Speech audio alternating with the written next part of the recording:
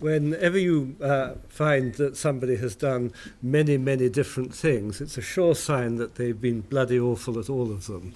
I was very good at dinner parties because I could say, oh yes, I've been one of those, but the problem was that I couldn't actually hold down a job, so I ended up losing money for people, and that's really what I've spent my career doing. I feel rather a fraud to be here because I'm the least qualified person really to talk here. I'm aware that there is fashion in everything, and in the world of heritage, the fashion now is to link it to social action. So you hear lots of words like apprentice and learning and heritage skills. And I've come at this from a different end. I wanted to return to the northeast, which is where I come from. I come from Middlesbrough. And I didn't really know how to engage with a community that was in need. And I thought I would start off with a futile gesture, so I bought these pictures, 13 pictures of Zurbaran, and then the question arose, did I need to acquire the box in which the pictures came, which was Auckland Castle? And I had a great deal of thought as to whether that's what I wanted to do, because I'm a butterfingers at spatial awareness. And I was born in 1951, and I saw my contemporaries and the fathers of my contemporaries inheriting big houses which they lost, and that eviscerated the family. So old buildings for me were a thing that was greatly frightening. So I'm not normally afraid of things, but I am afraid of old buildings. I'm putting, up on the screen, an overview of Auckland Castle, and you can see its relationship to the town behind it. So this is the relationship between these two places is intimate, and it goes back for 800 or 900 years. But the relationship between the castle and the town has always been, through today's eyes, an unfortunate one, in that the purpose of the town was to act as a servant to the chaps who lived in the castle. And I think what we intended to do when we arrived was to turn that around.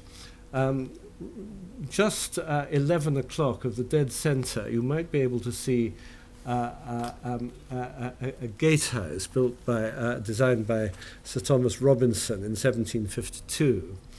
And that is a really pernicious building because its purpose, which it states very firmly in its architecture, is to keep the grandees and any other leading brands from meeting. And I think if it had a sign on the outside saying toffs only beyond this spot, it couldn't have been more eloquent. So, if you like, the architectural task in hand was to keep a relationship, but to invert it. How could we so conduct the castle that the castle could be the servant of its people? And the idea of Auckland being a resource which goes with the grain of the world that it's placed in was quite central to what we do. And the result is that we're doing quite a lot of building. Here is the centre. This is the front, so to speak. Auckland Castle, the chapel, which you can see on the right, used to be a banqueting hall. That goes back to the 12th century.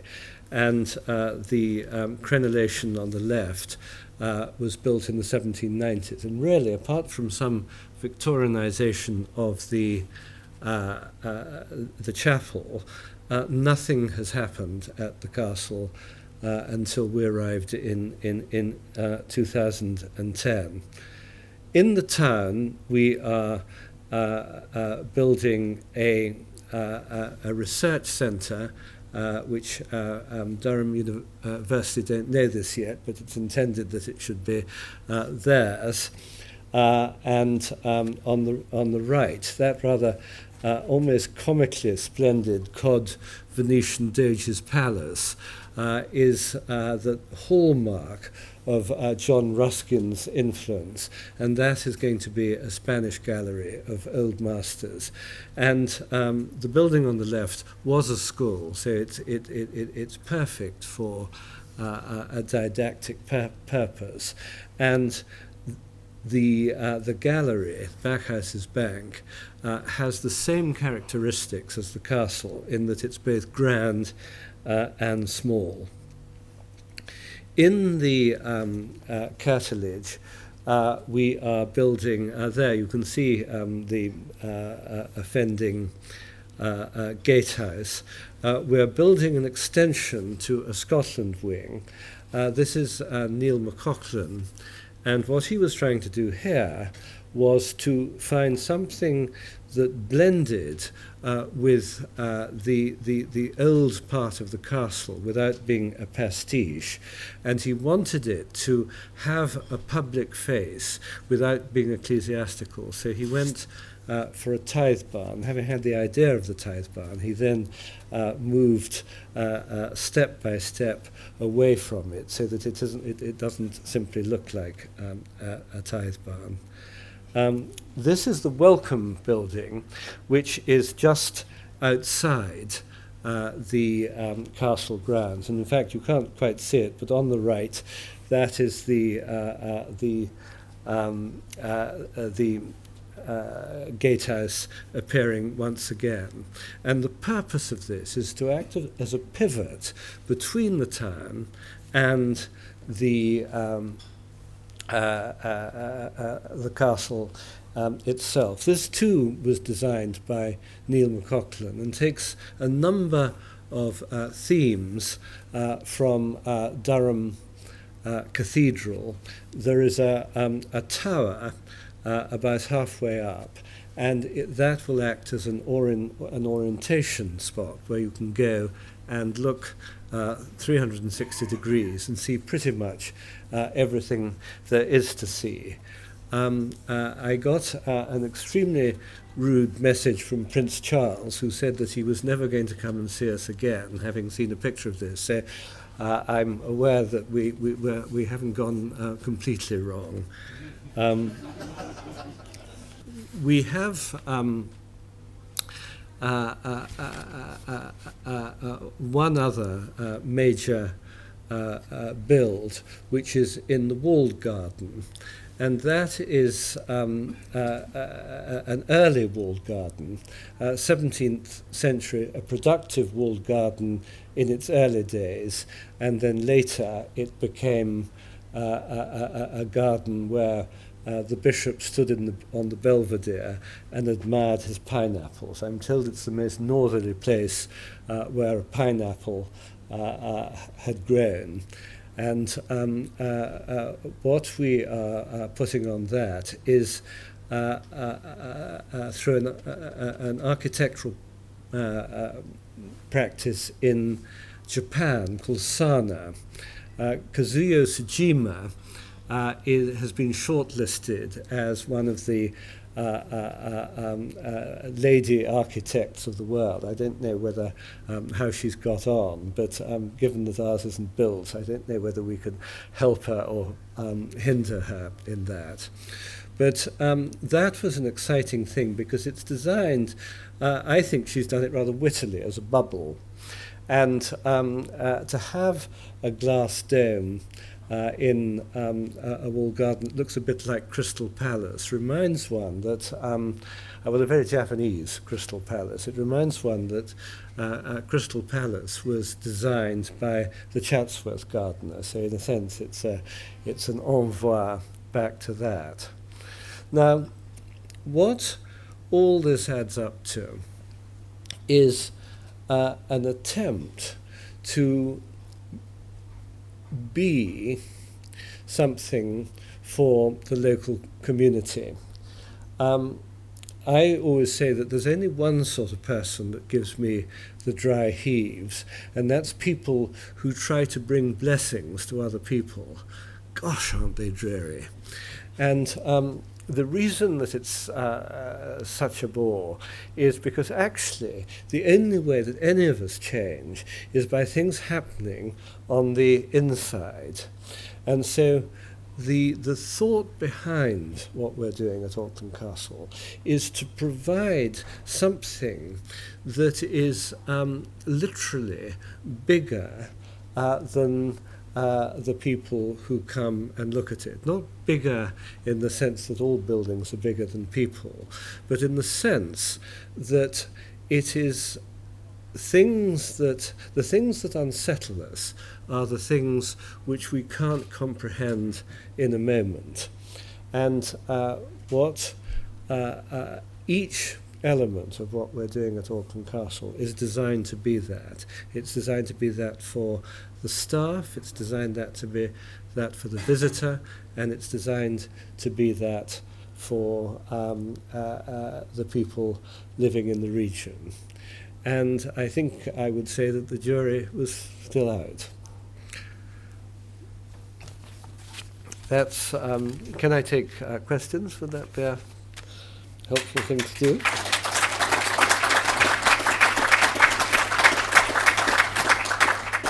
Well, I have one, Jonathan. What stage are you at in terms of the opening of the hall? Well, Is it the castle is open at the moment, but we close at the end of the year and reopen in the spring of 2018.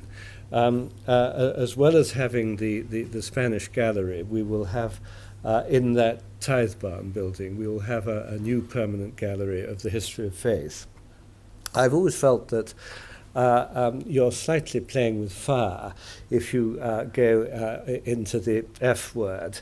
But actually, the key with an exhibition on the history of faith in this country is where you put it. And I've noticed that the best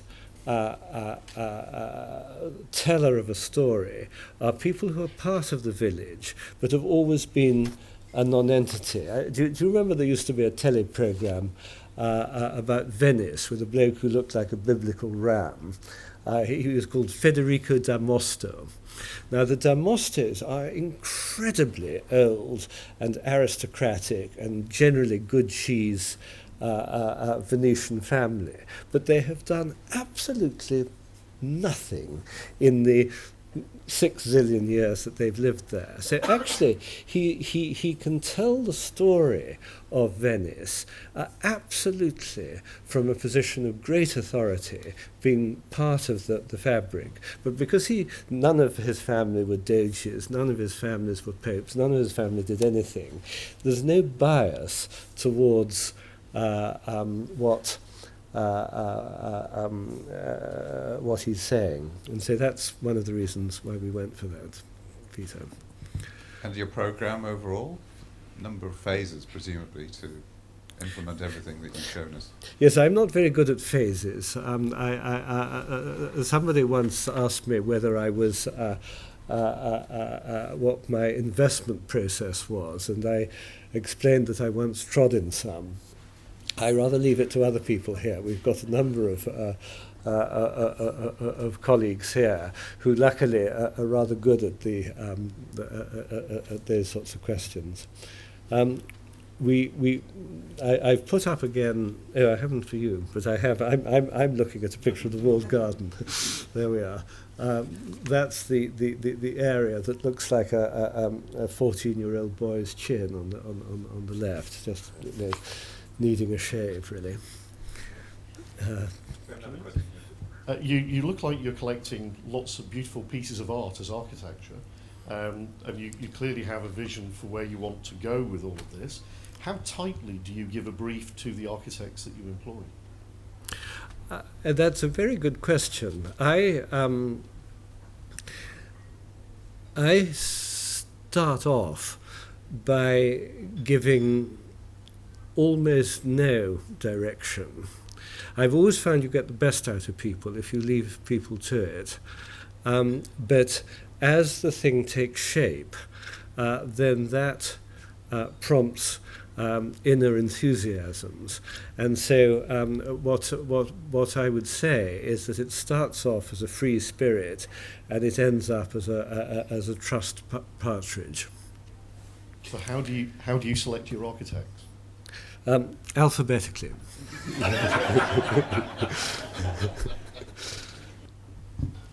In terms of your connections with the community, have you been able to sort of involve them in the design processes that you might have connected with the architectural practices? Have they been involved with any workshops or anything to help them in terms of their community engagement? Has that been part of the process? I mean, the answer is we're trying like mad to do that. One of the things is it's terribly easy to say that one involves a community and then gets on and does exactly whatever it is that one had in mind in the first place.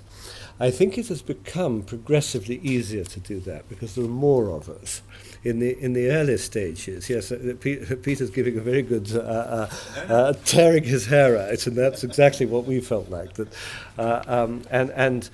really, the frustrations in those early stages was just how difficult it is to engage. We have in our midst my heroine, Liz Fisher, who is has a wonderful track record of engaging communities in this sort of work. And if I was to have any boast, it would be indirectly through her. But I'm sure it was me, Liz, that brought you into the firm, wasn't it? Hi, I was just wondering whether the Zubrans were going to stay in the room that they're in at the moment, or will they move or be kind of reset anywhere else? This is, I don't know if you heard the question, it's are the Zubrans going to stay in the room that they were put? Which is a domestic dining room.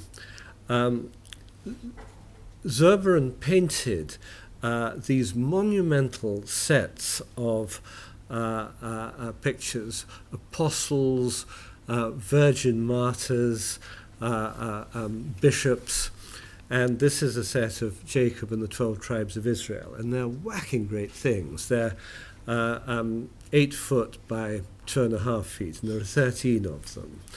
And they are really designed to be looked up at.